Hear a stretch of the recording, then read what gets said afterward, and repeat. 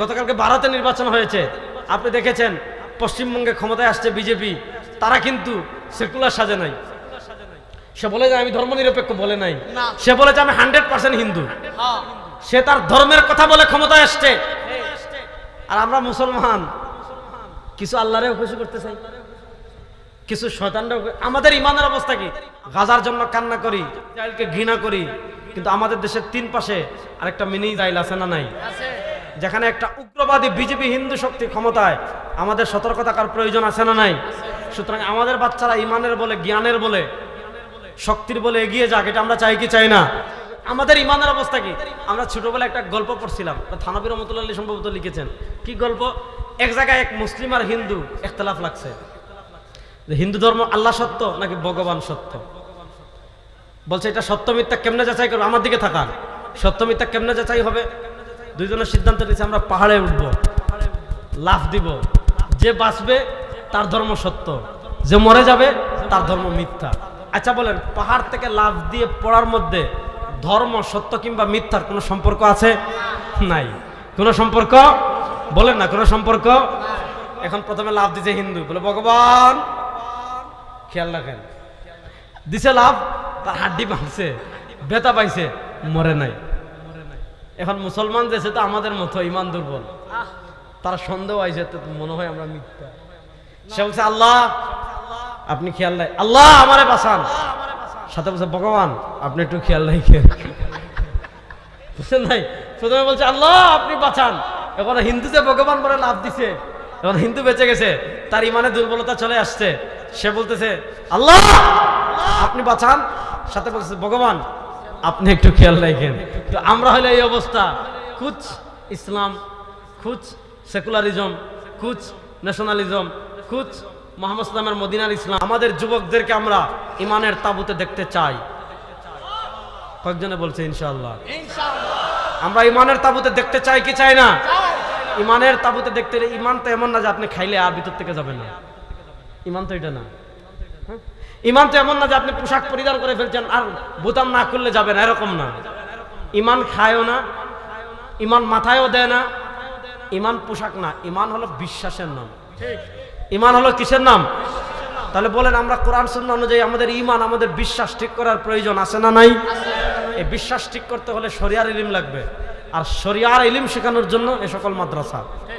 এজন্য এই সকল, আপনারা শুনেন, আমি কখনো বলি না আপনার ছেলেকে আমার মতো আলেম বানান। আপনি যদি আলেম বানাতে না চান সমস্যা নাই ভাই, বাংলাদেশে যেই পরিমাণ আলেম আছে, আগামী 10 বছর যদি নতুন কোনো আলেম না হয়, আমরা আশা করি বাংলাদেশে আলেমের কোনো সংকট হবে না। আপনি দেখেন আমাদের ছোট ছোট ছেলেরা ভূমতিত করে ফেলে। আমাদের স্কুলে কি শেখায়? রবীন্দ্রনাথ ঠাকুরের কবিতা। আমাদের স্কুলে কি দেখায়? যারা ক্ষমতায় আসে তার নেতারা এটা। আর আপনারা দেখেছেন ইরানের স্কুলে কি খেলা শেখায়? মিসাইল খেলা, মিসাইল মারবেন, আপনি ফালাবেন, এগুলো শেখায়। তো আমরা চাই আমাদের বাচ্চারা বড় বড় বিজ্ঞানী হোক, কারণ আমরা গাজার জন্য কান্দি, গাজার জন্য কান্না করি, ইসরায়েল ঘৃণা করি, কিন্তু আমাদের দেশের তিন পাশে আরেকটা মিনি ইসরায়েল আছে না নাই? যেখানে একটা বিজেপি হিন্দু শক্তি ক্ষমতায়, আমাদের সতর্ক থাকার প্রয়োজন আছে না নাই? সুতরাং আমাদের বাচ্চারা ইমানের বলে, জ্ঞানের বলে, শক্তির বলে এগিয়ে যাক, এটা আমরা চাই কি চাই না? এই জন্য আমরা দাবি করেছি, আমাদের মাদ্রাসায় রে ভাই কয় পার্সেন্ট বাচ্চারা পড়ে? মুরব্বীরা মাত্র 1-2%, বেশিরভাগ ছেলে পড়ে প্রাইমারি স্কুলে। এজন্য আমরা সরকারের কাছে দাবি জানিয়ে আসছি, আমাদের দেশের প্রাইমারি স্কুলে ধর্ম শিক্ষাকে বাধ্যতামূলক করতে হবে, কোরআন শিক্ষাকে বাধ্যতামূলক করতে হবে। আপনারা কি এই দাবির সাথে একমত আছেন? কারা কারা একমত আছেন দেখে একটু হাত তুলি তো। 2 নম্বর দাবি করেছে, আমাদের দেশের প্রাইমারি স্কুলে ইসলাম শিক্ষা বই আছে, কিন্তু ইসলাম শিক্ষা পড়ানোর শিক্ষক নাই। এজন্য বাংলাদেশের অনেক প্রাইমারি স্কুল আছে যে প্রাইমারি স্কুলে ইসলাম শিক্ষা পড়ায় হিন্দু আসেনি, মানে আমরা জমা করছি। ইসলাম শিক্ষা পড়ায় কে? হিন্দু। ইসলাম শিক্ষাকে পড়ায় যার পেটে বোমা মারলেও সূরা ফাতিহা শুদ্ধ করে পড়তে পারবে না, সে কি করে? আপনার কি করে ধর্মীয় শিক্ষা পড়ায়? এজন্য আমি ওই দিন প্রাইম মিনিস্টারের সাথে 1 মিনিট কথা বলার সুযোগ পেয়েছিলাম।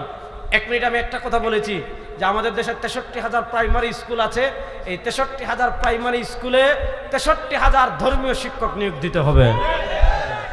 ওই দিন শিক্ষামন্ত্রীর সাথে বৈঠক করেছি। গতকালকেও আমাদের প্রধানমন্ত্রী শিক্ষা বিষয়ক উপদেষ্টা মাহাদি আমিন ভাইয়ের সাথে বৈঠক হয়েছে। আমরা এই দাবিতে আন্দোলন করছি যে আমাদের দেশে কওমি মাদ্রাসার আলেমরা কোরআন বেশি বিশুদ্ধ পড়েন।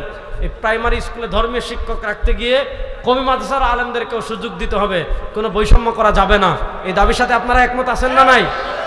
এই দাবি আমাদের বাচ্চারা, আপনি মালয়েশিয়া যান, ভাই কি সুন্দর, আপনি ইন্দোনেশিয়া যান, আপনি মিস্রে যান, সৌদিতে যান, আপনি আমাদের পার্শ্ববর্তী পাকিস্তানে যান, ওখানে প্রাইমারি স্কুলের সিলেবাসটা এত সুন্দর করে সাজানো যে সেখানে প্রাইমারি স্কুলে বাচ্চারা কোরআন শিখে ফেলে। আর আমাদের দেশের প্রাইমারি স্কুলে ওই ভারতীয় আধিপত্যবাদের রাম বামার রোটা সঙ্গীত পড়াবেন, কোরআন পড়াবেন না। এই তামাশা কিন্তু বাংলাদেশে আমরা চলতে দিব না। আমরা যেন সরকারকে স্পষ্ট ভাষায় মেসেজ দিয়েছি যে আপনারা ধর্মীয় শিক্ষক নিয়োগ দিবেন, যদি না দেন বাংলাদেশের প্রত্যেক অভিভাবক নিয়ে আমরা আন্দোলনে নামবো ইনশাআল্লাহ। আপনারা থাকবেন তো আমাদের সাথে ইনশাআল্লাহ? তামসা করেন না? কি তামসা করে যে গানের শিক্ষক নিয়োগ দিবে? এই তামসাকে আপনারা বাংলাদেশে দেখতে চান? সুতরাং আমাদের বাচ্চাদেরকে ইসলামের নৈতিক শিক্ষায় আমরা শিক্ষিত করব। এরাই আগামী পৃথিবীতে, আগামীর বাংলাদেশে ইনশাআল্লাহ ইনসাফ প্রতিষ্ঠা করবে ইনশাআল্লাহ। সুতরাং আমরা দ্বীনি শিক্ষার সাথে থাকবো তো ইনশাআল্লাহ? এটা মহব্বতে হাত তুলে বলেন, থাকবো তো ইনশাআল্লাহ? নিজের ঈমান, আকীদা, আমল বিশুদ্ধ করার চেষ্টা করবো তো ইনশাআল্লাহ? জীবনের সব ক্ষেত্রে সরওয়ারে দু আলমের আদর্শ মেনে চলার চেষ্টা করবো তো ইনশাআল্লাহ? মানুষ নবীদেরকে নিয়ে কত ধরনের জঘন্য আকীদা লালন করে। ঈসা আলাইহিস সালাম ছিলেন খ্রিস্টানদের নবী। এই যে আজকে আমরা পৃথিবীতে সবচেয়ে বেশি যে ধর্মের মানুষ অনুসরণ করে সেই ধর্ম হলো খ্রিস্টান ধর্ম।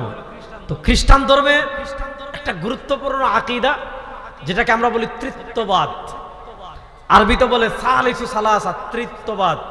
এই যে ডিসেম্বরের মাসের 25 তারিখ দেখবেন আপনার পুরা ইউরোপে বড়দিন পালন করে, সব মার্কেট বন্ধ, পুরা ইউরোপে ছুটি, সব খেলাধুলা বন্ধ, সব বড় বড় সেলিব্রিটি, আমাদের তরুণ প্রজন্ম যাদেরকে সেলিব্রিটি বলি, আমরা বলি এগুলা সেলিব্রিটি না, এগুলা যদি হেদায়েত না পায় তাহলে সবগুলো হলো জাহান্নামের লাকড়ি। তো দেখবেন ডিসেম্বরের 25 তারিখ যখন আসে সব সেলিব্রিটিরা কি করে? বড়দিনের পোস্ট দেয়। আমাদের পত্রিকা শুভ বড়দিন, আমাদের রাজনীতিবিদরা, এ শুনেন, রাজনীতির থেকে ইমান বড়। ঠিক ঠিক বলেন, ইমান বড় না রাজনীতি বড়? ইমান। আপনাদের ময়মনসিংহে মনে হয় রাজনীতি বড়। এ বলেন, ইমান বড় না রাজনীতি বড়? নেতা বড় না ইমান বড়? বলেন, নেতা বড় না ইমান বড়? দেখেন, যেখানে শিরিক হয়, যেই উৎসবের ভিত্তি শিরকের উপর, যেই উৎসবের ভিত্তি শিরকের উপর, সেই উৎসবে অংশগ্রহণ করা হারাম, শুভেচ্ছা জানানো হারাম, সেই উৎসবে যে খাবার তৈরি করা হবে এটা খাওয়াও হারাম। এটাকে কেউ যদি হালাল মনে করে এবং এখানে যদি কেউ শুভেচ্ছা জানায় তার ইমান থাকবে না, সাথে সাথে কাফের হয়ে যাবে। এজন্য হিন্দুদের পূজায় যাওয়া হারাম। বলেন, হিন্দুদের পূজায় যাওয়া, বড় আস্তে বললেন, হারাম। হিন্দুদের পূজায় যাওয়া হারাম, কোন যদি তবে কিন্তু ছাড়া, কোন যদি তবে কিন্তু ছাড়া। আবার বলি, কোন যদি, আমি তো দলিল দিলে অনেক দলিল দিতে পারবো। ইমাম বাইহাকি রহমতুল্লাহ আলাইহি তারা সুনানুল কুবরাতে এনেছেন, আরো অসংখ্য দলিল আছে, দলিলের দিকে যাচ্ছে না, শুধু মাসালাটা বলি। কোন যদি ছাড়া, কোন তবে ছাড়া, কোন কিন্তু ছাড়া, যেখানে শিরিক হয়, পূজায় শিরিক হয়, মানুষ কি করে? মূর্তির নামে সিজদা করে। বড়দিনে কি হয়? শিরিক হয়। বড়দিনে কেমনে শিরিক হয়? আমাদের আকীদা কি? লাম ইয়ালিদ ওয়ালাম, না না আসতে বলেন, লাম ইয়ালিদ ওয়ালাম। আমরা তো কুলভাল্লা ফু দেই, কারো ফেট ফেতা 3 বার কুলভাল্লা বলে ফু দে, আলহামদুলিল্লাহ, খুব ভালো কাজ, আমি এটা বিরোধী না।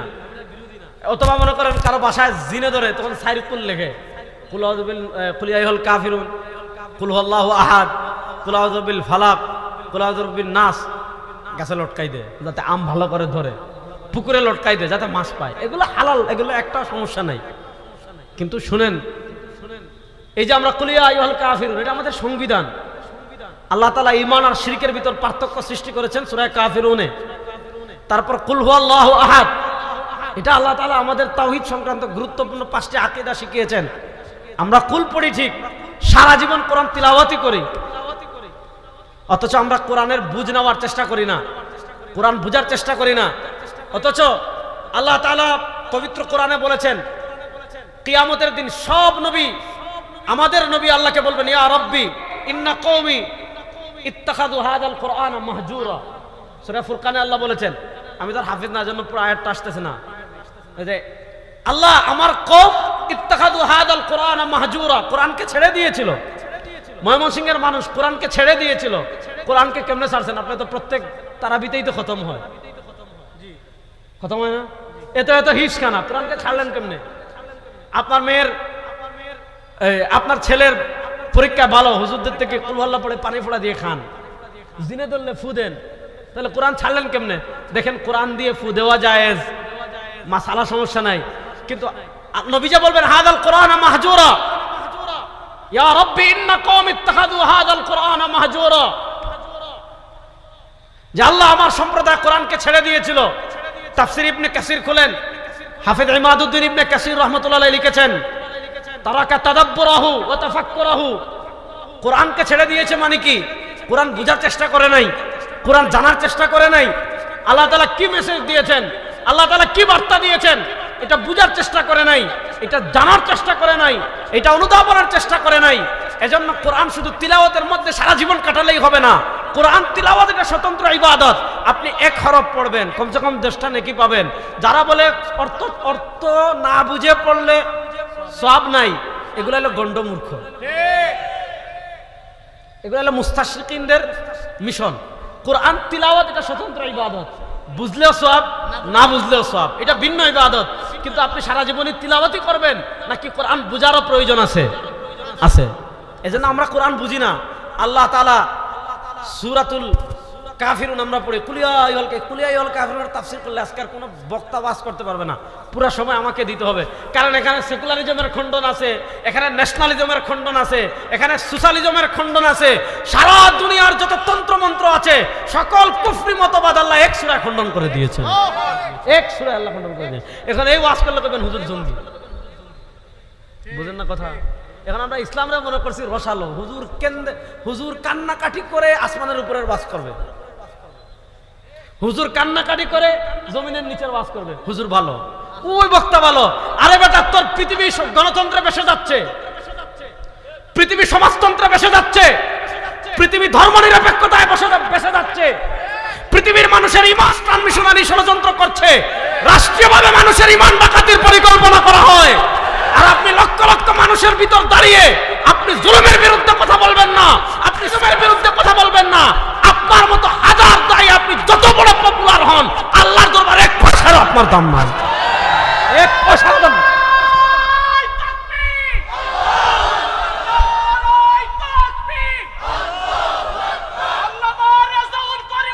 এই তো ভাই পেশ লাগাই দিলেন ভাই। আমি আল্লামা, এটা কে কইল আপনারে?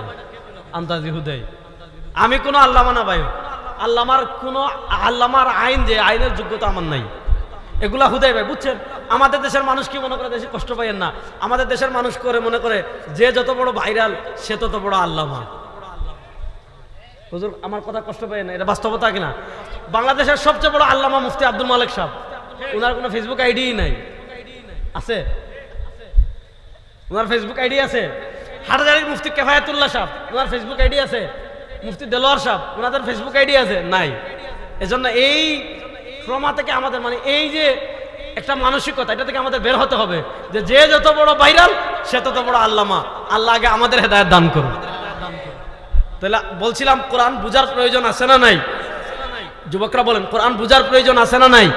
তো যেটা বলছিলাম, আল্লাহ তাআলা সূরাতুল ইখলাস আমাদেরকে আকীদা শেখাচ্ছেন। লাম ইয়ালিদ ওয়া লাম ইউলাদ, মনোযোগ, লাম ইয়ালিদ ওয়া লাম ইউলাদ, আল্লাহর কোনো বাপ নাই। বলেন আল্লাহর কোনো বাপ নাই। বলেন আল্লাহর কোনো বাপ আসেনি। কেউ যদি বলে আল্লাহর বাপ আছে, তার ঈমান থাকবে?